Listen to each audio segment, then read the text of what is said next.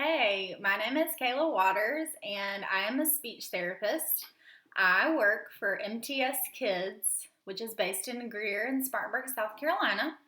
I at MTS Kids, I'm on the schools team, so I am contracted by a Spartanburg school district.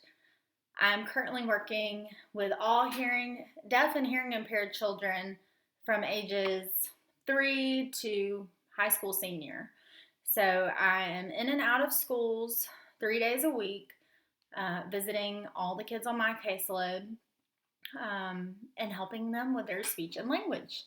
So, how did I become a speech therapist? Well, I was actually a high school biology teacher for 3.5 years. I loved teaching high school. I loved teaching biology. I loved my students. I did not love the hours and the time consumption of working in a public school, but I would not trade those years for anything. So I went to Clemson, and that's where I got my degree in secondary education. And my last year at Clemson, I got connected to a friend. She had heard of this job um, that a family needed an academic shadow slash mentor slash they didn't really know what, because their son had been accepted to Clemson on a football scholarship, but the day after he signed for the football scholarship, he had a stroke. And it was very severe. And from that stroke, he developed a language impairment that was also pretty severe, and it's called aphasia. So he was unable to communicate, and they just weren't sure how to navigate that. But they still wanted him to have a college experience.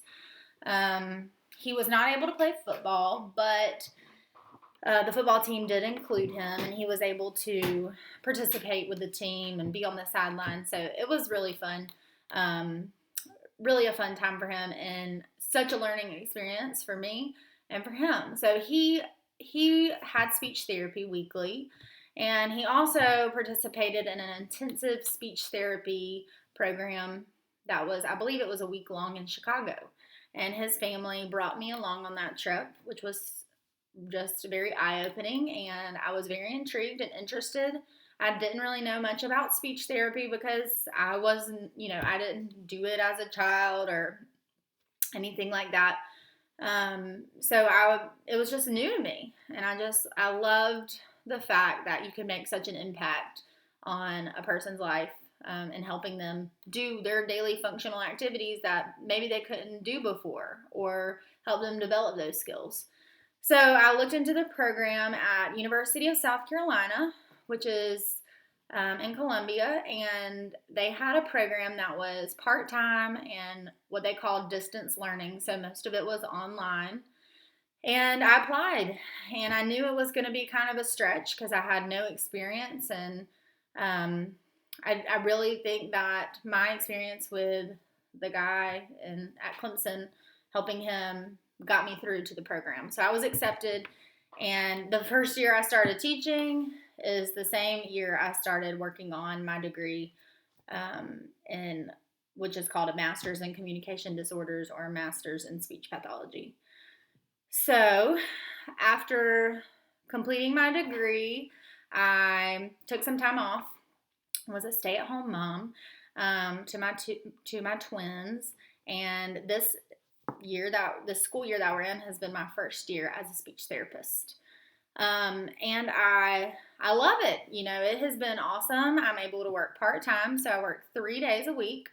And I have more flexibility in my schedule, which is great because I love putting my family first, and it gives me the opportunity to do that. So on the days that I do work, I go between 5 different schools. So I just drive to each school. I go get my kids from their classes. Usually I either see them in groups of 2 or 3, and sometimes I see them one-on-one. And we work on their goals. So most of their goals, as hearing impaired children, are working on sound productions. So maybe they can't say K's or G's. and we just work on those sounds. Or many of them also have language goals, and that means like maybe they can't produce complete sentences, maybe they don't know how to use verb tenses correctly, maybe they have decreased skills in using age appropriate vocabulary, things like that. So we'll work on those things, and I see them for about 30 minutes at a time. And let's see. And also, part of my job is writing up reports, documenting those sessions, billing Medicaid and insurance for my services as a speech therapist. So, paperwork, as for most jobs, is a little rough, but it's since I'm only working part time, I have a caseload, meaning the number of students I see is not super high. So, the paperwork is not horrible. So, the great thing about speech therapy, I think, is that the scope of practice is vast. So you could work at a nursing home with people who are there for short-term rehab. You would assess and evaluate their swallowing skills and their cognitive ability. And if you were to find that they had deficits, you would treat them for those things. So maybe they can't their swallow is weak following a traumatic brain injury or fall or something. You would assess them to make sure they can swallow to eat, and while they're in the nursing home. So it's a very functional activity that you're helping them with. You know, that's one thing I had no idea before I became a speech therapist, or before I started school for speech therapy, that speech therapists would do. You could work in a hospital and acute care where when new patients are coming in to ICU, you go see them and do quick assessments and evaluations to see if they need to see a speech therapist. You can work in outpatient rehabs where patients come to you once or twice a week to work on things like voice.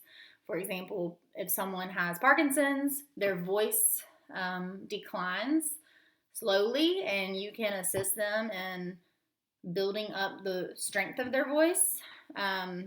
Or you can work in schools with more just articulation, kids who stutter, kids who lisp, stuff like that. Or you can work with the more special needs kids, like those with autism or Down syndrome, for example.